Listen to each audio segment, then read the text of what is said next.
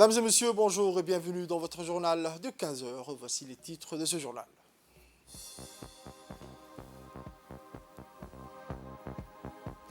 La célébration du 46e anniversaire de la création de la police nationale s'est tenue à l'APIFA.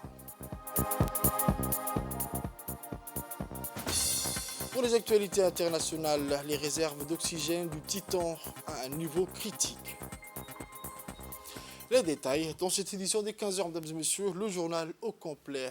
Je vous le disais dans les titres de cette édition, l'Académie de police Idriss Farah Abane a abrité hier la célébration du 46e anniversaire de la création de la police nationale. Commémorée chaque année à la date du 22 juin de l'anniversaire de la police nationale est également une journée dédiée à annoncer les actions entreprises et les perspectives d'avenir pour ce corps dédié à la sécurité de notre population. Après les forces armées djiboutiennes qui ont célébré le 6 juin dernier leur 46e anniversaire, c'était le tour de la police nationale de célébrer en grande pompe leur anniversaire à l'Académie de police Idriss Farah Abane. Placé sous le parrainage du Premier ministre, son Excellence M. Abdelkader Kamel Mohamed. Cette journée a vu la participation du ministre de l'Intérieur, M. Saïd Nour Hassan, du directeur général de la police nationale, le colonel Abdurrahman Ali Kahin, du chef d'état-major général des armées, le général Zekri Cheikh Ibrahim Bor, ainsi que le directeur général de la sécurité nationale, M. Hassan Saïd Khere. Les membres du gouvernement, dont le ministre de la Défense chargé des relations avec le Parlement, Hassan Omar Mohamed, ainsi que le commissaire général de la police fédérale éthiopienne et le commandant de la police nationale en Somalie, le général de division Soloub Ahmed Firin, ont pris part à cette cérémonie.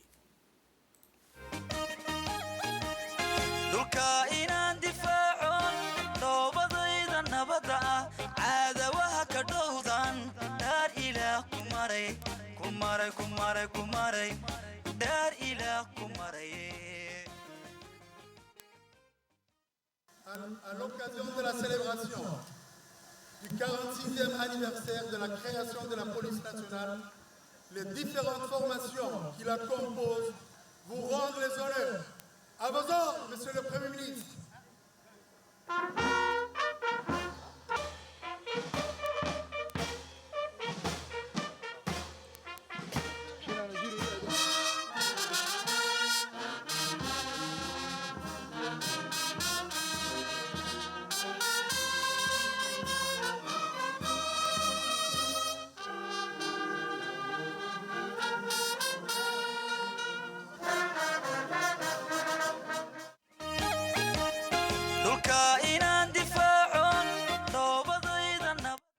Après l'accueil chaleureux réservé au Premier ministre et à l'ensemble des participants, le Premier ministre, accompagné du ministre de l'Intérieur et du directeur général de la police nationale, a effectué une revue des troupes. Dès les premières lueurs de l'aube, les différentes formations composées de la fanfare, du drapeau, de la formation féminine, de la brigade de la sécurité routière, de la police judiciaire, de raid de la brigade canine et équestre d'une section des forces armées djiboutiennes en formation à l'APIFA, de formation de compagnies d'intervention, d'une section d'officiers de la police, d'une unité de la sécurité diplomatique ont été disposés. Cette cérémonie du 22 juin 2023 avait comme objectif de lancer un message fort à destination des policiers djiboutiens. Cette cérémonie commémorant le 46e anniversaire de la police fut l'occasion également pour le directeur général de la police nationale de présenter les réalisations et les perspectives d'avenir de la direction générale de la police nationale. Le mot d'ordre était une police plus forte et plus juste. Après les revues de troupes, le directeur général de la police nationale a adressé un discours très lourd de sens aux policiers djiboutiens. En effet, il a mis l'accent sur le rôle de la police, garante de la paix et de la protection. Le colonel Abdurrahman Ali Kahin a également mentionné les efforts inlassables déployés sous la direction du président de la République, chef du gouvernement et comme chef suprême des armées, son Excellence M. Ismaël Omar Guelleh, pour avoir su imposer notre pays comme un véritable havre de paix dans une région tourmentée. Le directeur général de la police a également par ailleurs rappelé aux policiers djiboutiens le rôle crucial pour le respect des lois et des règlements en vigueur dans notre pays. كما بحد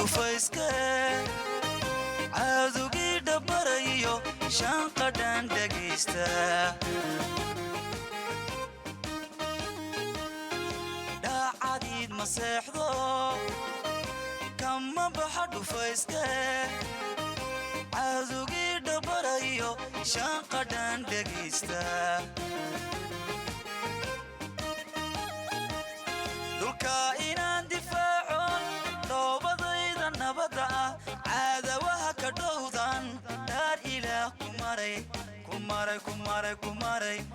dhaar ilaah ku maraye dhulka inaan difaacon dhoobadayda nabadda ah caadawaha ka dhowdan dhaar ilaah ku maray dhaar ilaah ku maraye dadkaygoon dhammaantii dadkaygoon dhaqso ugu adeego dadkaygoon oonu dhagan. Les différentes formations composées de la fanfare, du drapeau, de la formation féminine, de la brigade de la sécurité routière, de la police judiciaire, de raid de la brigade canine, d'une section des forces armées djiboutiennes en formation à l'APIFA, de formation des compagnies d'intervention et d'une section d'officiers de la police et d'une unité de la sécurité publique, de la sécurité diplomatique ont été disposées. On écoute à présent l'intervention du directeur général de la police nationale djiboutienne, le colonel Abdurrahman Ali Kahin. C'est un jour de fête et de joie pour l'ensemble de la communauté policière djiboutienne. Mes pensées vont aussi pour nos frères d'armes qui nous ont quittés, qu'Allah les accepte dans ses paradis éternels. L'année dernière, vous m'avez soulevé vos attentes et vos préoccupations. 1300 sous-officiers gradés hommes de rang ont été promus. 72 officiers ont également bénéficié de cet avancement, soit un nombre total de 1450 policiers, ce qui représente les 2/3 de l'effectif de la police. Je sais que c'est encore insuffisant et beaucoup d'autres policiers attendent encore leur avancement réglementaire. Je souhaite résoudre le retard d'avancement accumulé au cours de longues périodes d'ici en 2025. Pour ce qui est de la tenue des policiers, ils ont également bénéficié d'un relooking pour soigner leurs images. Cependant, les nouvelles tenues de la brigade de la circulation routière vont être remplacées prochainement aussi. Dans le domaine de la formation à l'académie de police, en 2022, 1007 policiers ont bénéficié des stages de recyclage dans les différentes matières et 996 policiers dans le premier semestre de 2023.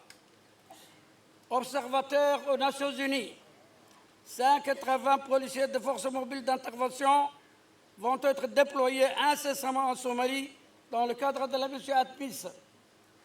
92 policiers et policières ont reçu en juin l'examen pour servir dans les différentes missions de l'ONU en qualité d'observateurs et seront déployés incessamment. Formation régionale. 160 policiers ont participé à des formations spécialisées dans la région telles que le Kenya, Ouganda, Tanzanie et l'Éthiopie. Formation internationale. 172 policiers et policières ont fait différents stages et séminaires. Un effort considérable a été consenti dans les ressources humaines, tant en avancement que la formation professionnelle. Les effets et résultats sont perceptibles déjà, car cela a énormément motivé l'ensemble du personnel et les rendements sont meilleurs. Début 2024, la direction de l'immigration sera dotée d'une nouvelle plateforme à production de passeports biométriques polycarbonate de la dernière génération et remplacera le système actuel qui est devenu obsolète et ne répondant plus aux normes internationales.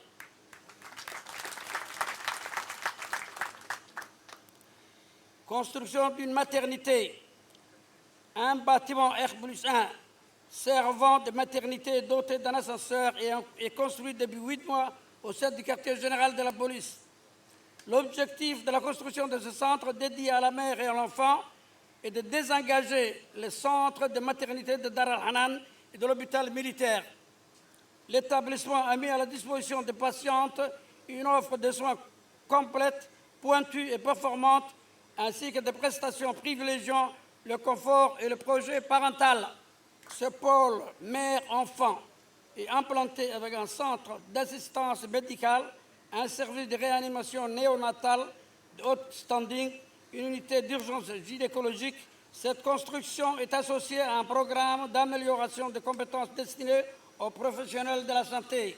Et le pays à la politique sanitaire de notre pays qui range ces formations au premier rang de priorités sanitaires pour l'amélioration du système médical en général et surtout à la diminution de la morbide mortalité maternelle et infantile.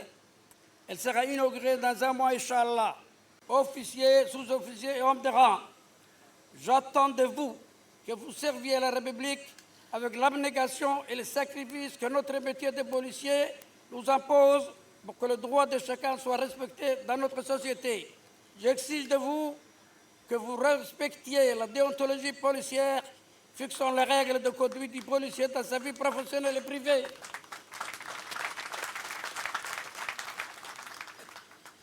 J'exige de vous que vous soyez incorruptible dans l'exécution de votre tâche qui peut vous exposer à toute tentation de corruption. J'exige de vous que vous observiez un comportement digne dans l'exécution de votre travail qui nécessite un savoir-faire parfait et irréprochable. J'attends de vous que vous soyez à l'écoute de notre population, que nous sommes amenés à servir loyalement et qui attendent de nous une protection sans faille. J'entends de vous que nous rehaussions ensemble l'image de la police dans les servitudes qu'elle offre à son public.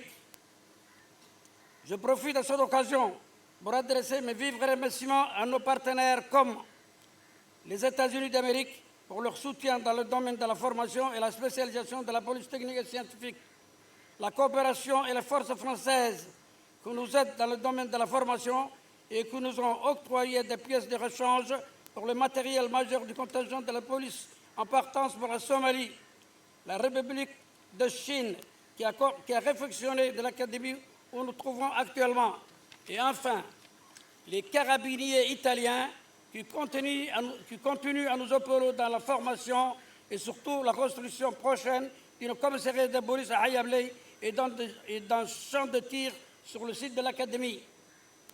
Au commissaire général de la police éthiopienne, M. Demelech Gebre Michael, avec lequel nous partageons une coopération exemplaire dans les domaines de la sécurité. Une telle collaboration au niveau des pays membres de l'IGAD pourrait contribuer au renforcement de la paix et la stabilité de la sous-région. Et enfin, un hommage particulier à notre président, chef du gouvernement, son Excellence, Ismaïl Omar Guelleh, à qui j'adresse à cette occasion mes remerciements distingués en mon nom et au nom du personnel de la police pour sa confiance, son support constant et permanent afin que la police devienne une force professionnelle efficace dans ses actions de protection de l'ordre public. Au terme du discours officiel, le Premier ministre, toujours accompagné du ministre de l'Intérieur, du directeur général de la police nationale, le colonel Abdurrahman Ali Kaïn, se sont déplacés à la stèle symbolisant le monument aux morts tombés au champ d'honneur pour déposer une gerbe de fleurs, hommage aux martyrs de la police nationale.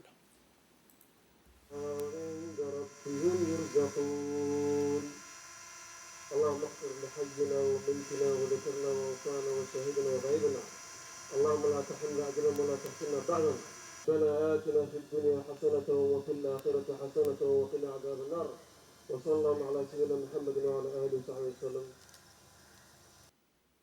La cérémonie du 46e anniversaire de la police nationale s'est poursuivie par un buffet offert par le commandant de la police dans une ambiance sereine et festive.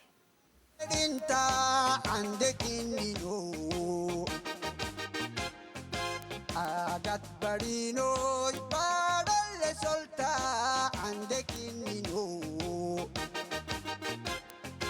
نتهدفني بارول أمتهني دولات مدو هيت مدعال رميتانا ماي أيون تسايا سلام دحرسانا ماي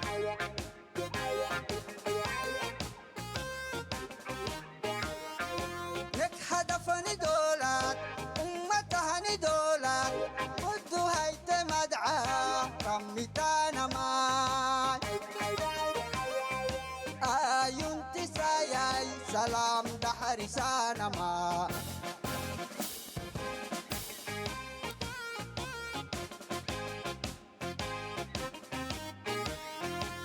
Anu polisi baadalle dinta ande kinnino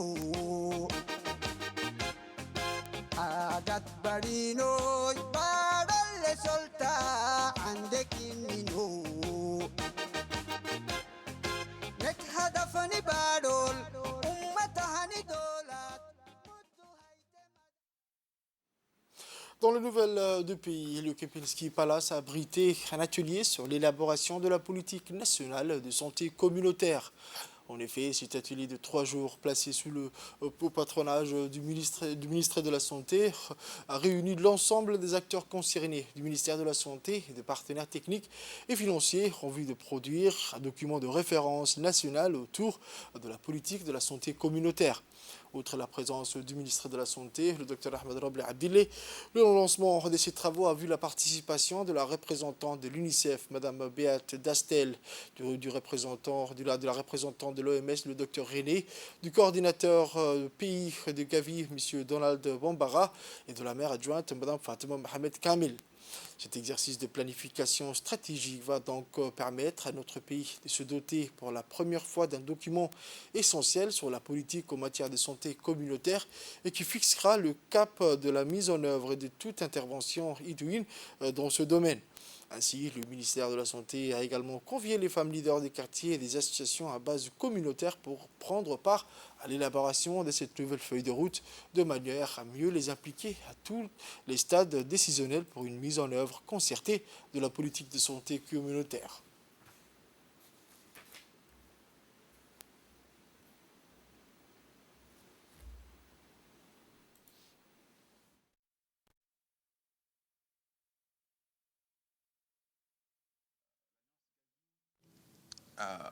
s'est engagé donc, au sein de sa stratégie véritablement de bâtir nos actions, nos investissements sur la communauté.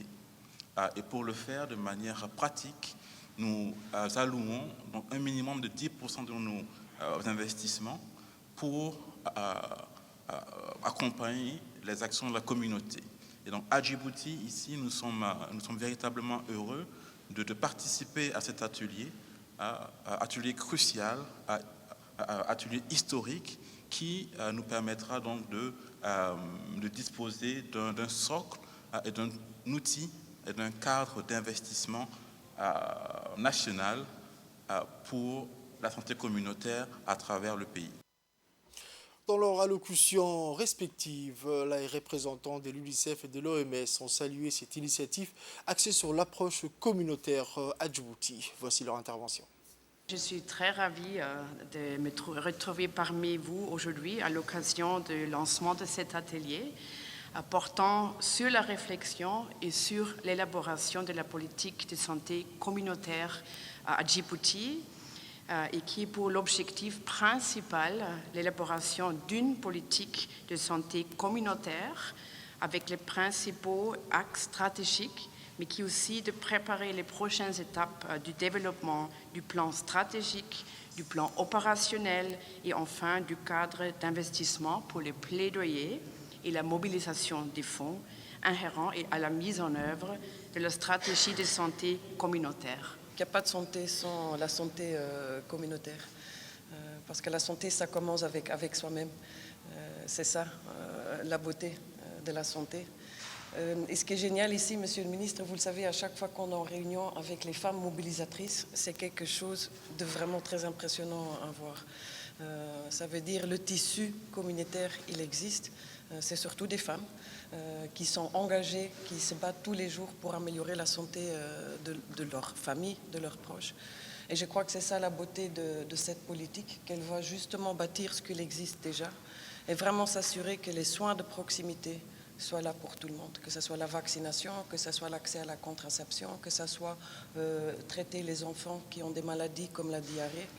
Et ça va aussi renforcer notre carte sanitaire et toute la pyramide. Parce que malheureusement, on voit souvent des pathologies qui doivent être soignées au niveau communautaire arriver à l'hôpital. Pour sa part, le ministre de la Santé, le Dr Ahmed Roble Abdilli, a souligné l'importance de cette nouvelle orientation stratégique qui vise à impliquer davantage la communauté à travers ses interventions de proximité des santé préventives et curatives. Il est judicieux donc de mobiliser les différentes parties prenantes et la santé communautaire fait partie des parties prenantes.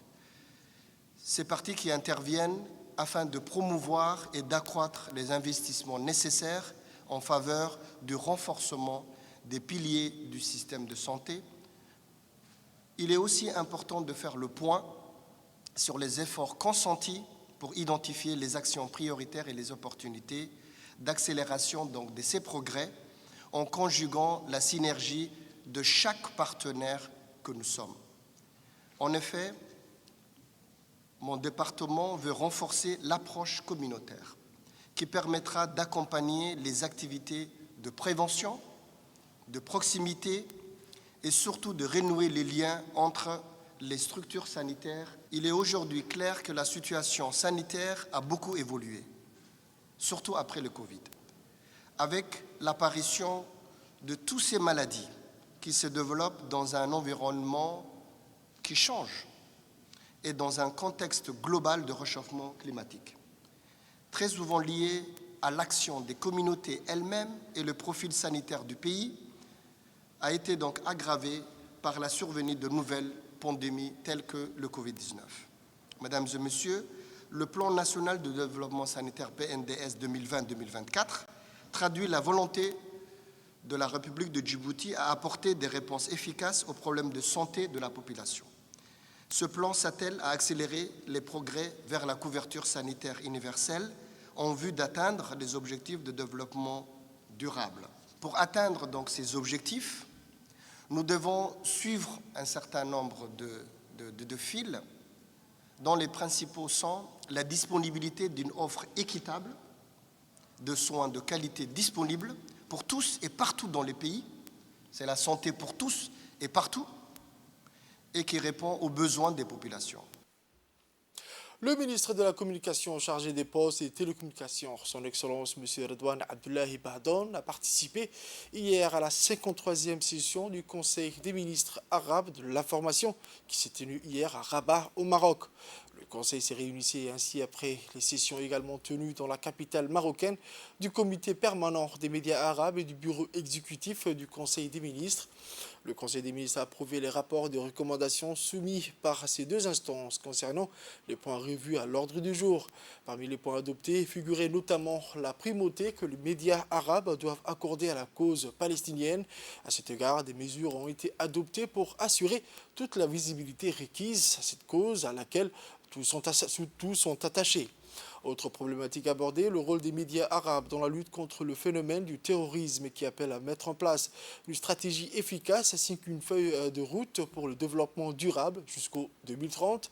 Le Conseil s'est également penché sur les voies et méthodes d'encourager la qualité et l'excellence des médias professionnels et améliorer leurs capacités humaines et matérielles. Un site web a été lancé regroupant les médias de tous les pays membres de la Ligue arabe où seront diffusées les informations et actualités liées à ces pays. Le Conseil a aussi adopté la création de l'Institut arabe pour la paix dans la Libye, arbitral le siège. Enfin, le Conseil a convenu de tenir la prochaine réunion du Conseil des ministres arabes de l'information, soit la 100e session à Tripoli, en Libye. En marge des travaux du Conseil, M. Redouane Abdullahi Bahdoun s'est entretenu avec le ministre marocain de la Jeunesse, de la Culture et de la Communication, M. Mohamed Mehdi Ben Saïd. Avec son homologue du royaume chérifien, le ministre djiboutien de la Communication a évoqué un large éventail de questions d'intérêt commun à nos deux pays. Les discussions se sont déroulées en présence de l'ambassadeur de la République de Djibouti au royaume du Maroc, son Excellence M. Mohamed Dohour Hirsi. Le président de la Commission nationale des droits de l'homme, le CNDH, a participé à un atelier d'une grande importance organisé par l'autorité intergouvernementale pour le développement, connu dans son acronyme l'IGAD, à Mombasa, au Kenya, du 21 au 23 juin. Cet atelier avait pour objectif de valider les statuts du réseau des institutions nationales des droits de l'homme de l'IGAD. Une fois les commissaires des droits de l'homme des pays membres de l'IGAD auront terminé leurs travaux, ce réseau sera officiellement établi. Le secrétaire exécutif de l'IGAD, qui a récemment été reconduit lors du sommet des chefs d'État de notre pays, devrait participer à la clôture de cet important atelier consacré à la création du réseau des INDH de l'IGAD.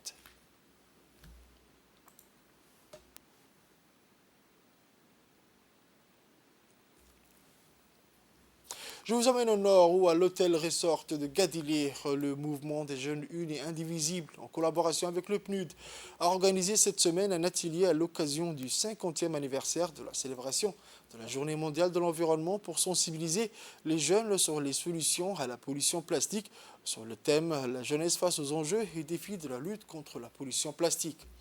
L'atelier s'est déroulé en présence du président du mouvement des jeunes unis indivisibles, M. Ahmed Mogola, le sous-préfet Mohamed Habib Djilani, du vice-président du conseil régional de Tadjoura, M. Abdelkader Omar Abdallah, la vice-présidente du mouvement des jeunes unis indivisibles, Mme Ismahan, et des représentants du PNUD, Mme Hibo et Mme Salma. L'objectif de cet atelier était de sensibiliser les jeunes aux effets néfastes des déchets plastiques et aux différentes solutions disponibles pour lutter contre la pollution plastique et la culture du jetable à être à l'avant-garde de la protection de l'environnement, qui était heureux et très édifiés par les leçons apprises qui leur ont permis de surmonter leur ignorance et le mouvement des jeunes unis indivisibles avant de promettre de mettre en pratique toutes les informations qu'ils ont apprises. Les jeunes ont également profité de l'occasion pour formuler un certain nombre de recommandations pour lutter contre la pollution plastique. Des jeunesses outillées et responsables contribuant efficacement à la mise en œuvre des solutions à la pollution plastique. L'objectif de cet atelier est de sensibiliser les jeunes aux différentes solutions disponibles pour lutter contre la pollution plastique et la culture du jetable et pour protéger notre environnement. Cette journée nous rappelle que la préservation de notre environnement est une responsabilité que nous partageons tous et que la lutte contre la pollution plastique est un défi que nous devons relever ensemble. La pollution plastique est un véritable flot qui affecte notre quotidien de manière insidieuse. Elle favorise la propagation du paludisme, entrave la circulation des eaux et dégrade nos voies de communication. Je vous invite de sensibiliser les commerçants et les habitants de votre quartier et de votre région au problème des produits plastiques, message unique, de les inciter à changer leurs habitudes et mentalités pour moins polluer et de dire tous ensemble stop à la pollution plastique. On écoute à présent une réaction recueillie auprès d'une participante. On écoute. Le thème, en tout cas principal qui a été retenu, c'est la pollution plastique. Comment est-ce que nous pouvons combattre le plastique? Je voulais également vous rappeler le rôle que les jeunes, en tout cas, peuvent jouer dans la sensibilisation, comme l'a dit le président de l'association, dans le rôle que les jeunes peuvent véhiculer comme message pour pouvoir justement lutter contre le plastique. C'est à vous, un petit peu, les jeunes, de pouvoir rappeler aux autres aussi également que jeter le plastique, ce n'est pas anodin, que derrière ce geste-là, bien entendu, ça a quelque part un impact derrière. Je vais également peut-être rappeler un petit peu le rôle un petit peu du PNUD dans cette initiative. Donc le PNUD soutient la société civile, qui est également un bras important de tout ce qui est environnement, donc qui peut relayer l'information. Donc c'est très important également de décentraliser cette question du plastique et de pouvoir la ramener un petit peu dans toutes les régions. Donc notamment aujourd'hui nous sommes à Tadjoura. La deuxième édition des Jeux d'été a été célébrée en grande pompe dans le sud du pays. Je vous emmène dans la région de l'Unité où la manifestation a eu lieu devant la préfecture, où la participation de tous âges ont pu profiter des différentes activités ludiques et sportives. Les jeux traditionnels ont également été présentés au public qui a pu découvrir et s'initier à ces jeux typiques de la région. Le football, le volley, le handball et la pétanque ont également été au rendez-vous sur le terrain. La cérémonie a été marquée par la présence de plusieurs hauts responsables du secrétariat d'État chargé des sports qui ont honoré l'événement de leur présence. Il s'agissait du directeur général adjoint de l'ANPS, M. Ahmed Ali, du sous-directeur des régions du secrétariat d'État chargé au sport et autres personnalités de marque de la région. Et cette deuxième édition des Jeux d'été a permis de rassembler les communautés autour d'activités traditionnelles et sportives dans une ambiance festive et conviviale. Les participants ont exprimé leur satisfaction quant à l'organisation de cet événement qui contribue à renforcer les liens sociaux. Cette initiative est une belle occasion de valoriser le patrimoine culturel et sportif de la région de Dikil et de promouvoir une vie active et saine chez les jeunes. Les organisateurs ont d'ores et déjà annoncé la tenue de la 3e édition l'année prochaine qui s'annonce tout aussi prometteuse. Une cérémonie de remise de prix aux lauréats au Bokwar de la 6e édition de grand concours du MENFOP s'est déroulée dans le lycée d'Obok dans la matinée du mercredi 21 juin 2023. La cérémonie a vu la participation des autorités locales, dont le préfet de la région, M. Moussa Aden Migane, le vice-président du conseil régional, M. Ahmed Ali, l'inspecteur régional, M. Hamadou Ali Mohamed, ainsi que d'autres responsables civils et militaires de la région, sans oublier les parents d'élèves. Organisé chaque année par le MENFOP, les grands concours est une initiative qui permet aux étudiants de tous les ordres d'enseignement de concourir à travers de nombreuses disciplines, telles qu'en dictée, la production écrite, le mathématique, le SVT, le physique, l'économie, la philosophie, mais aussi dans le domaine artistique comme le théâtre, la poésie, etc. Cette cérémonie a été enfin clôturée par une prise de photos de famille par l'ensemble des participants.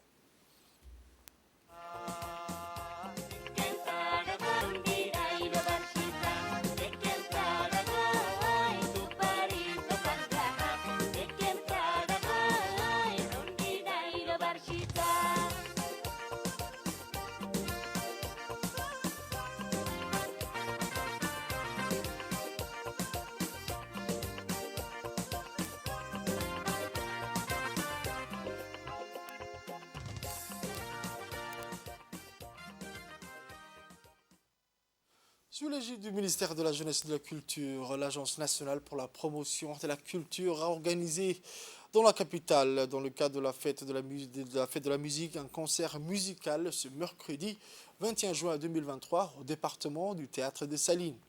Ce lieu connu de tous et surtout reconnu pour accueillir en son sein des célèbres artistes nationaux et internationaux qui ont fait vibrer la population djiboutienne dans les années 80 et 90, a abrité hier soir un concert musical composé de chanteurs et musiciens de renom qui ont tenu en haleine le public venu acclamer leur artiste.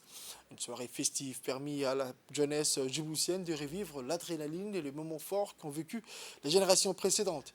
Il s'agit pour les artistes djiboutiennes de célébrer la fête de la musique pour un élan musical plus prometteur.